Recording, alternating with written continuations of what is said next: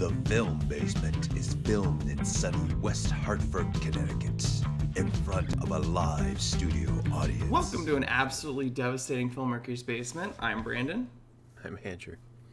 And we're going to be talking about some of the movies we saw this week, in addition to playing a little game show later on. And the movie I saw this week, which was particularly devastating in a very funny way, was the Banshees of Inisherin. On a remote island off the coast of Ireland, Podrick is devastated when his buddy Colm suddenly puts an end to their lifelong friendship. With help from his sister and a troubled young islander, Podrick sets out to repair the damaged relationship by any means. However, as Colm's resolve only strengthens, he soon delivers an ultimatum that leads to shocking consequences.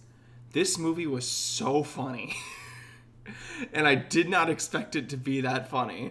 Because I didn't really know all that much about the movie going in. I just assumed it was going to be something artsy. And it was like, either I'm going to like it or it's something I can trash as being too artsy for this week.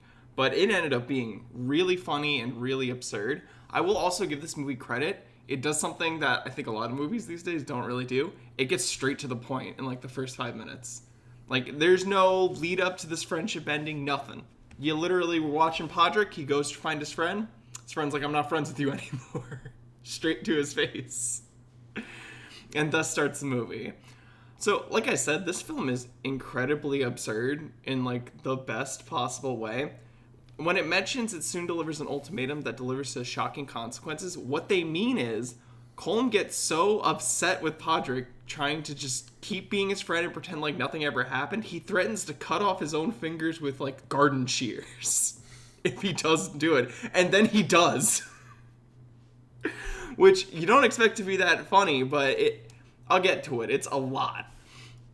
Another one of the great absurdities of the film, which actually kind of translates to, I think, one of the themes of it, is the reason Colm doesn't want to be friends with Podrick is because, according to him, Podrick is dull.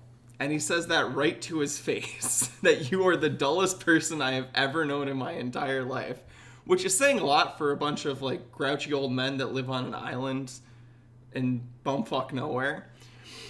Let's see. What's another good stuff? There's just a lot of stuff like that, where it's just, like, really absurd things. Like, for instance, Podrick's essentially a farmer, as much as you can be on one of these little islands. And so we get this kind of, like, running theme of this miniature donkey coming into his house and kind of wreaking a little bit of havoc whenever it does.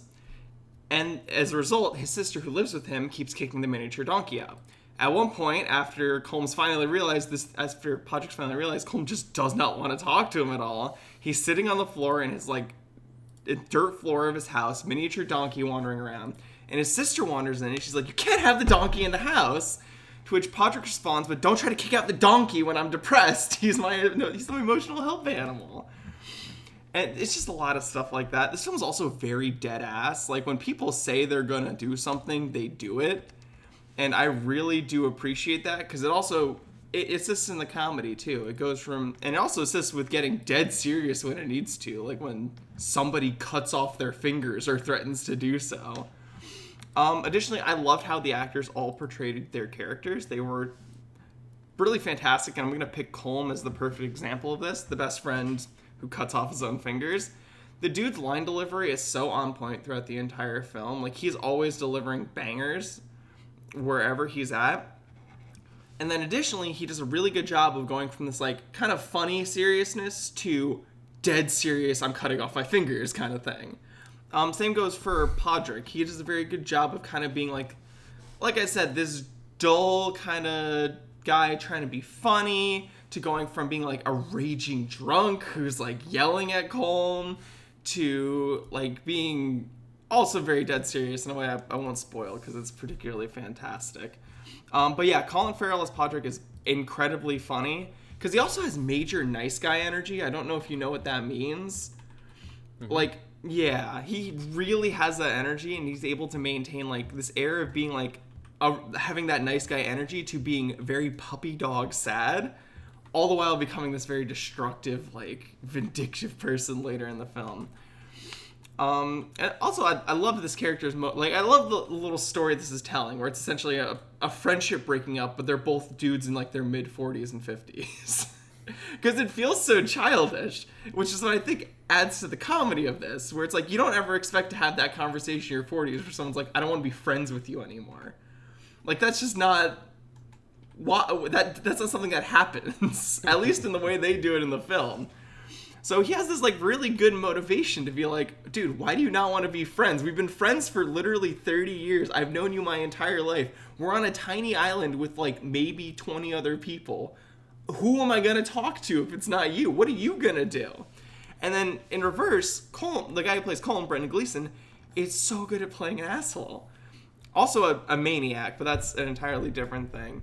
And I love that his motivation is essentially he can't spend the rest of his life leading a dull life. Because I guess he's having like a midlife crisis is the best way of putting it. He's lived on this very dull island with his very dull friend, doing very dull things for all of his existence. So now, once he's getting towards the even a little bit end of his life, because he's going gray in his hair and all that, he's like, I need to make something of myself. So he decides to dedicate himself to music, which is very much at odds with cutting his fingers off because he wants to play the violin, which kind of adds to that little bit of like, you're a maniac. Why are you doing this? This is only hurting yourself. But as you kind of get more into the film, you're kind of understanding it's not just that he wants to leave a legacy for himself. He also wants some more like drama in his life. I think he's a little bit of a drama queen. He wants to live more of an interesting life and have something going on in it. So this kind of gives him an outlet to do that. And you can see that as like he's cutting his fingers off. At one point, the sister goes and talks to Colm, and she's like, dude, what are you doing? And he's like, I've never felt more alive in my entire life. I feel amazing right now. Literally, he's bleeding out on the spot because he just cut another finger off. He has just an absolutely great performance. Additionally, this is an incredibly pretty movie, which I think does a fantastic job of just contrasting how bad shit and like kind of gross the plot is. Because like it's shot on this like, where is it? It's like off the coast of Ireland, so this Irish isle, and it's incredibly pretty. Like all the shots are like of these beautiful vestiges of like grassy plains and the seaside, and you get a lot of shots that like do that in order to contrast just how ugly everyone is in this town. Like you have this dude who's cutting off his fingers so he doesn't want to talk to his friend, this other friend who's a total nice guy and does horrible things to all the people around him. You have this weirdly pervy kid that keeps showing up and like becoming Podrick's best friend essentially and drinking with him. The cop who beats said kid. This really not like everyone's terrible. They're all horrible people. But I guess it's like contrasting how all these people are suffering amongst each other. So yeah, I really liked this movie. I thought it was shockingly funny. In kind of a little bit of a dry way, and also some other ways where it's not. And I think I'd recommend it. If you want something that'll make you laugh, this will definitely make you laugh with how absurd it is. It's weird. I've never heard of this movie, and apparently it was out in theaters. Yeah, and it's up to 17th in popularity on IMDb. It's a good movie. I didn't see any trailers for it or anything either. I just saw it on the AMC app. And it seemed like it would be an interesting watch at the time, and I'm glad I was vindicated because it was a very good watch. So yeah, it's very strange. There's just been no advertisements for anything. It does feel like a little bit more of an artsy film, so that might be part of it. Maybe there just wasn't enough budget there for a ton of advertising, or we're just not in the circles where it's being seen. I don't know. But what I do know is they made a very good movie, and I really appreciate whoever the director... Whoever the crew, the whole crew who made this movie, they did a very good job. Well, talking about devastating, I went and saw Black Panther Wakanda Forever, which was very good. So Queen Ramonda, Shuri, M'Baku Okoye, and the Dora Milaje fight to protect the kingdom of Wakanda from intervening world powers in the wake of King T'Challa's death. As the Wakandans strive to embrace their next chapter, the heroes must band together with the help of War Dog Nakia and Everett Ross to forge a new path for their nation. And that's a very I mean, obviously, a lot of these storylines or like plot points on IMDb are very vague. Like whenever you see them, that's extremely vague for this movie, because it basically said that basically just says nothing. This was the longest movie in the Marvel cinematic universe. Really? To this date, since Endgame. Okay. I think Endgame might have been a little bit longer. I thought that movie was like almost 3 hours, isn't it? Yeah, it was 3 hours. 3 hours 1 minute. So this was 2 hours and 41 minutes. But it does not feel 2 hours and 41 minutes. Everything kind of moves very smoothly. Ryan Coogler is a great director and a great writer. The opening of this film, obviously, everybody who knows, Chadwick Boseman passed away from cancer 2 years ago, a year ago now, something like that. So they had to basically rewrite the sequel to Black Panther because you can't really have him in the movie anymore. So the opening of this movie deals with T'Challa having an illness and them not being able to save him. And the opening of this movie is so powerful in the way that they acted and is written. It brought it brought a tear to my, because you watch these actors on screen and you don't think of someone being that young, passing away so early in their life. And the way that they did it, and then when they went to the Marvel scroll, which was the flashes of like all the different movies, and it comes up and it says Marvel, every image was of Chadwick Boseman's T'Challa in different movies, and normally they have the Marvel, like, I guess you could call it like a theme in the background. It was silent, completely silent during that entire sequence.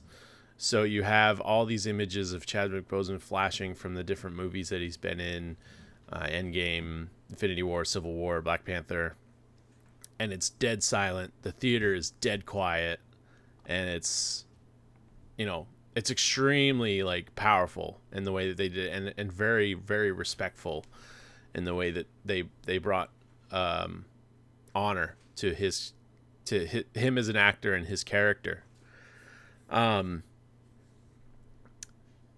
Queen Ramonda in this movie, who is played by Angela Bassett, unbelievable performance. Like, Angela Bassett is an amazing actress.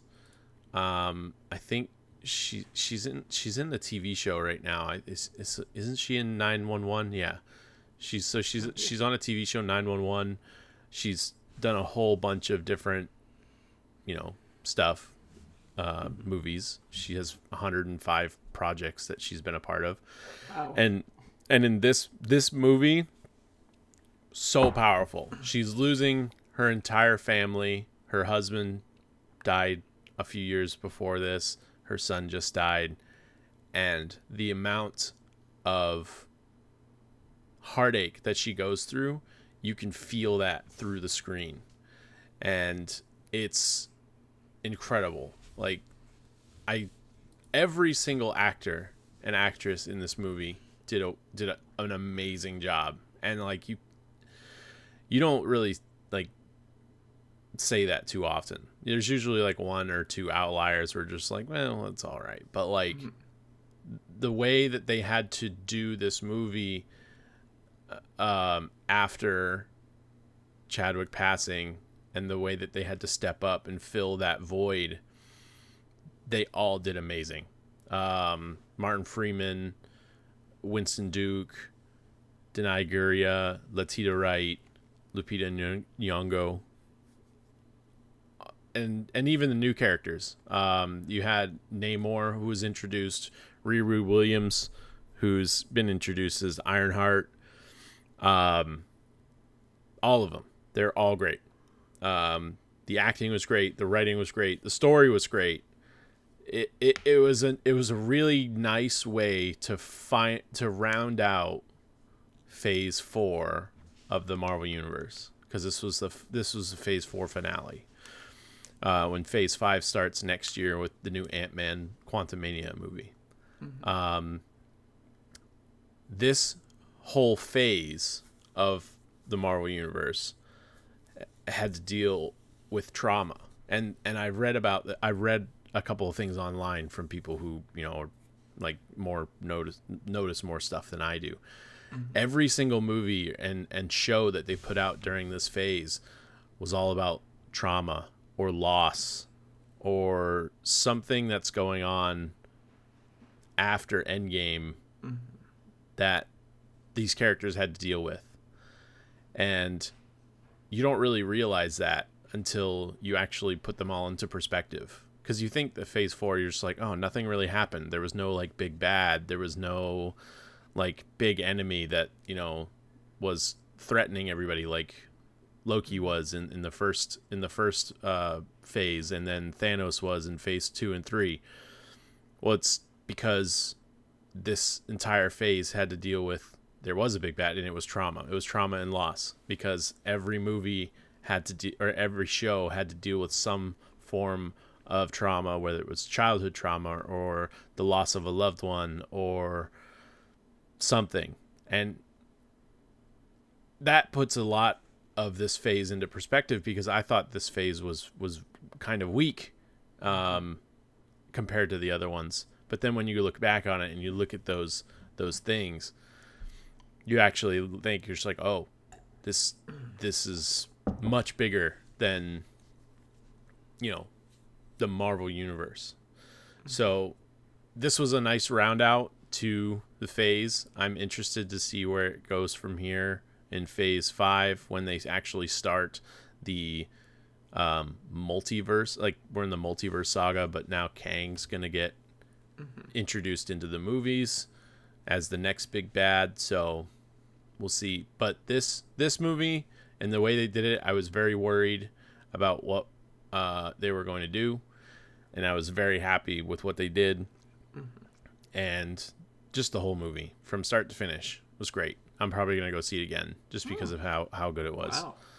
Wow. So what happens in the movie? Yeah. So essentially, you know, King T'Challa died. He's dead. Mm-hmm. Shuri has to fill this void of losing her brother, mm-hmm. and this new group of people gets introduced. Mm-hmm. They are of Hispanic descent. They are led by Namor, who is essentially a god. He's a mutant, but he's lived so long, he's essentially called a god in his people's eyes. And his philosophy is that they have to defeat the land dwellers, because they all live underwater. It's like the lost city of Atlantis kind of thing. Okay. So the United States government and governments all around the world are trying to find vibranium, because vibranium is used in a number of different things. It can also be used in, like, weapons of mass destruction. So Wakanda's like, no, you can't have any. But they're like, well, we're going to find some. And they find some at the bottom of the ocean, in which that's how these people survived. They survived off the vibranium that was found in the ocean. Mm-hmm. So now they feel threatened. Namor feels threatened by the land dwellers, and he asks Shuri, would you like to start a war with the people of the land so that we can keep our cities safe? And she basically says no, because that's ridiculous. You don't really want to start a war with anybody. So those two, the Wakandans and the I forget what those people are called, the people the Atlanteans or whatever, and that's what I'm just gonna call them. But they basically start a war against each other. There's a lot of stuff that happens that I don't want to spoil in the movie. There's also a little side plot of Riri Williams, who's basically going to become the new Iron Man, because that's how Marvel is pushing forward with Robert Downey Jr. not being Iron Man anymore. And she gets taken to Wakanda. She creates new suits for her to wear, and her character is pretty cool. I enjoyed her character a lot. But so that was pretty much the plot. The plot was basically these two vibranium using cultures have to go up against each other to make sure that their people are safe, because both parties want their people to be safe, but there's only one way they think they can do that, and there's different ways that they're trying to keep them safe. One wants violence, one wants peace. So and then Shuri becomes the new Black Panther very late in the movie too. Which was also a very interesting way that they did it, because in the first movie, Warmonger, or whatever his name is, he burned all of their herbs that they use to have them become the Black Panther. And so they had to find a synthetic way to create this herb to have them be able to create new Black Panthers. So, but it was very good. It was very emotional. The entire movie was very emotional, very action packed, and definitely recommend going to see it. Just because, even if you're not a Marvel fan, you'll still like this movie, because it's got a good plot. You don't really have to watch the first Black Panther to understand what's going on, because you know the real world implications of what happened with Chadwick Boseman. So okay, but yeah, I also did not realize that this phase of Marvel was ending, but then again, that's just me not keeping up with Marvel. Yeah, so yeah, phase 5 starts in February, and then it'll end, I think, with Thunderbolts is the end of phase 5, which is 2024. Thunderbolts, okay. Yeah, and then we'll get into phase 6. Phase 6, jeez, I still can't believe I cannot believe Marvel's still going on that strong. It seems so strange to me. And we're really close to X-Men and Fantastic Four being introduced into the Marvel Universe. All the Fox characters that they haven't used yet. Well, here's hoping the next Fantastic Four movie doesn't flop. I don't think so.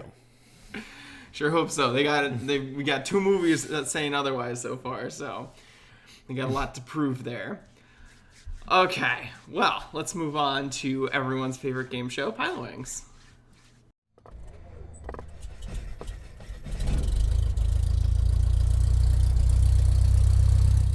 Okay, so Andrew's played this game show a million times, but for those who haven't, Pilot Wings is a game show where I pitch Andrew 3 TV pilot log lines. 2 of these are real pilots that were pitched by 2 real networks, and one of them is something that I made up. And it's up to Andrew to suss out which is the fake one. So, number 1. Based on the Belgian format, this drama revolves around a brilliant but misanthropic engineer who recruits a skeptical Homeland Security agent to help him track a mysterious bank robber whose theft of 66 specific safety deposit boxes belonging to the elite and powerful sets in motion a series of blackmails that may be linked to a greater conspiracy. 2. This dramedy reunites an old, messy friend group during the will reading of their friend Alex, where they're all given a treasure map to his allegedly substantial life savings. However, the clues on the map are all related to moments he shared with the individual group members, leading them to overcome old wounds, stumble into new obstacles, and relight a few extinguished flames together in the search for Alex's trove. And 3. This comedy follows a family who has the opportunity to buy the house of their dreams, but under extremely abnormal circumstances. They must live with the previous owner, an eccentric and larger-than-life actress. So, Andrew, out of all those options, which one is the fake one?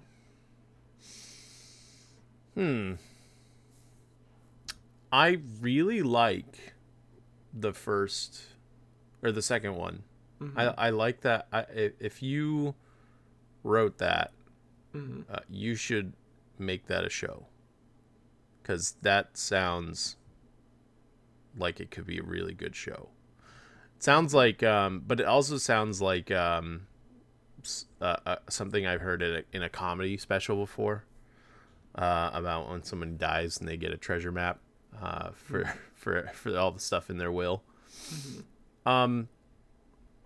The first one, it sounds so vague, but then you get into the specifics in the second half about having the theft of 66 specific safety deposit boxes.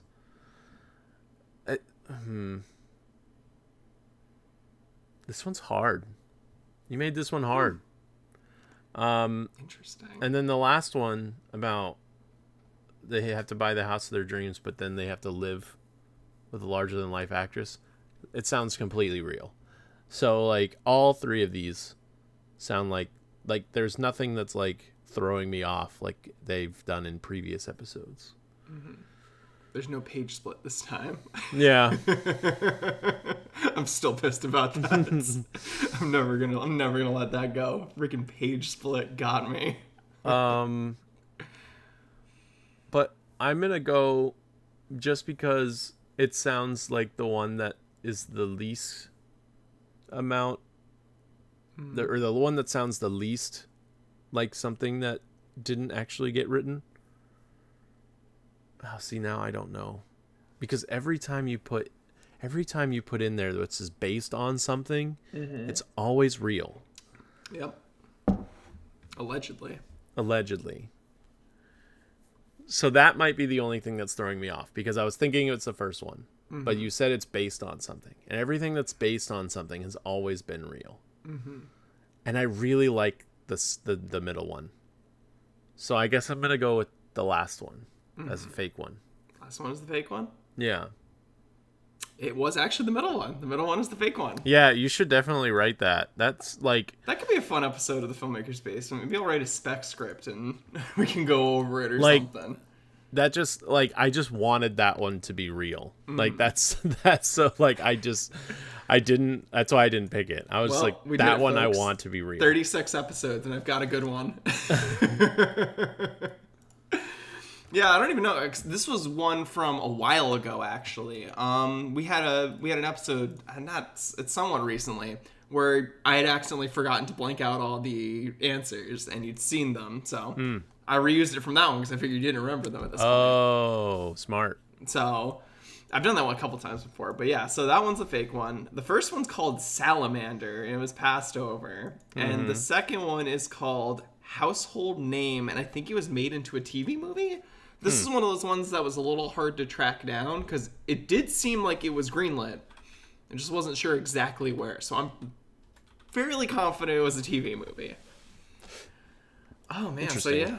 I'll get started writing my spec script. Yeah. Should have Jimmy make it into a show. Yeah, there we go. My first 24-minute show. It'll be... Alex's Trove. That's the other thing, too, is that you put... what looked like the title of the show at the end, and I'm like, there's no way he didn't copy and paste that, because it's both of those words are capitalized. So yeah, it threw me off. Yeah, but yeah, you should try to like incorporate like the military aspect into that somehow, like they're all military buddies, and then try to get Jimmy to write that, or to, you could write it and have Jimmy film it. There's the Name Pending Productions angle. There you go. All right, Jimmy, I know you listen to these occasionally. If that does sound like a good idea, reach out. Let me know. I like it. Okay. Well, on that note, I finally got you after... This has been a few weeks, actually, since I haven't gotten you. So I'm actually happy I got you for once. And on that note, let's move into some real movies that are actually coming out. And I actually already saw the movie I'm going to be talking about for the next week. Oh, yeah? Do you remember Barbarian? I think we talked about it a little bit. I have so many thoughts because that is one of the strangest movies of the year I've seen. So I'll get into that. But that's the movie I'm looking into next week. It's on HBO already. Yeah, I think it only was in theaters for like a month, if that. So it's out. I'll talk about it. It's a weird one, but let's see what's coming out. So I just saw something. It comes out December 9th, which I guess is a couple of weeks away. Yeah, but I just realized that this was happening, and I had no idea what it was. You're talking about the whale? No, Guillermo del Toro's Pinocchio. That's coming out on the 9th? Yeah, on Netflix. Oh, okay. I'm so confused. Yeah, that sounds cool, actually. Guillermo del Toro did an animated Pinocchio Yeah. movie, which sounds really interesting. Just because Guillermo del Toro is not known for children's stuff. No, but I think he plays in that realm of fantasy, that kind of like weird fantasy realm, and I think an animated film is a very interesting way for him to go. Mm-hmm. I think he could have a lot of fun with that. So. I'm with you there. I'm very curious about that because that seems like it could be very promising. Oh man. Besides that, some of the more upcoming stuff. I think you mentioned you want to see Bones and All, right? No, I just mentioned I saw Bones and All on TikTok. I keep seeing the ad, the trailer for it over and over on like social media, and it looks weird. Like, yeah, that's the one where she's being hunted, right, by the rich family. I don't know. I think it is. And also they're cannibals. Like, what? You got me there. I have. You've seen more of this than I have. Oh man! Actually, speaking of which, the cannibal movie. Remember that movie about the chefs on the island? Yes. Is that out? I think it just came out. That's probably what I'm gonna go see. Yeah, I was about to say that's another good. It's called The Menu. That's another good one to check out potentially because that seems like it could be interesting. I was trying to think of what I was gonna watch this week just to see, and I totally forgot that because I see that trailer over and over, and it came out. I think it might actually have been on like the 9th or something like that. I think so. I think the 18th. it was in the 18th. It was yesterday. Oh, it was yesterday. It came out yesterday. Wow. So yeah. I'm definitely gonna go see that. It's got Ralph Fiennes in it, Voldemort. Oh, okay. Anya Taylor-Joy is in it, and he's the head chef, right? Yeah, that is wild to me that he played Voldemort. Yeah. I guess it makes sense because Voldemort is Voldemort all makeuped up, no nose, but like he just Voldemort does not and have that energy. Hades from Clash and Wrath of the Titans. Oh, okay. Dude's got it. Yeah, that's one of those dudes who shows up kind of everywhere. Mm-hmm. He's all over this project. But yeah, The Menu seems like a great option. I'm actually really happy because seems like we actually have a ton of movies to go out and see now. Mm-hmm. And it's got Anya Taylor-Joy in it, and I love Anya Taylor-Joy. Yeah, she's another actress that's been popping up in not in a lot of things, but in everything recently. Not a lot of things. I mean, she was in the Last Night in Soho. That's what I mean. She was like, Queen in the last couple of years. She's been popping up all over the place. The Queen's Gambit, The Witch. Yeah, I forgot she was that far back. Like she was in The Northman too. Yeah, The Northman. She did a lot of projects in 2022. Yeah, it's kind of great. She was in something that came out in October that I can't remember what it was. I'm trying to think what the heck what she was in. Amsterdam. That one, yeah. I don't know how she has the time for any of this. She's burning the midnight oil somewhere because it's kind of impressive how she's in all these major films. Yeah, huge up and comer too. Like she just started acting in 2014 and she's got 29 projects under her belt with 4 upcoming. Yeah, man. It's funny because that's and she plays Princess Peach. In the Mario movie? In the Mario movie, she plays Princess Peach. Oh my gosh. Wow, a casting from the Mario movie that I'm not mad at. Which isn't true, because Charlie Day as Luigi actually sounds really funny. Every casting except for one is great in that movie. Like Jack Black. That's the only other one that I... Oh yeah, Jack Black as Bowser. Jack Black as Bowser. Keegan-Michael Key is Toad. Oh, that's pretty good too. Charlie Day Luigi. That. Seth Rogen Donkey Kong.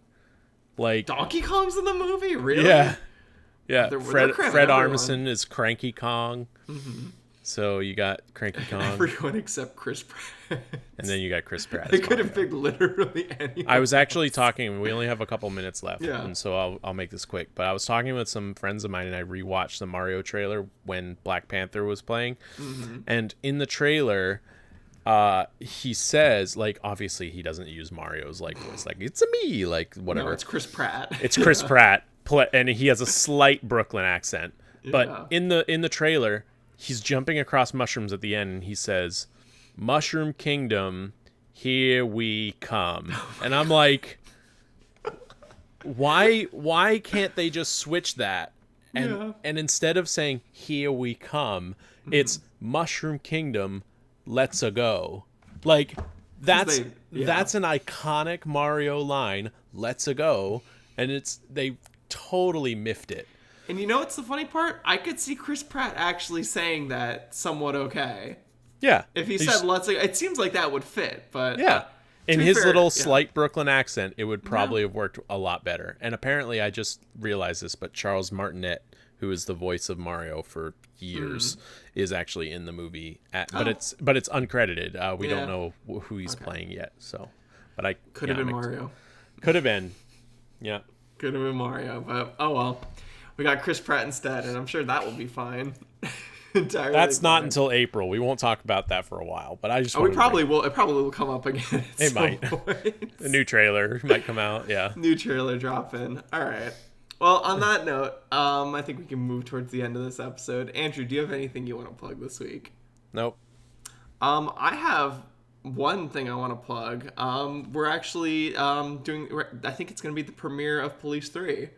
Which won't be public, unfortunately. Right. But yeah, they're doing a private event with all the crew that worked on it and some other people coming to see it. So I'm going to be probably going to that. I think that's December 18th. And I'll be able to report as to how the movie came out, because I'm pretty sure it would be pretty good, but we'll see. I think it might be in one of the film festivals down here in Florida.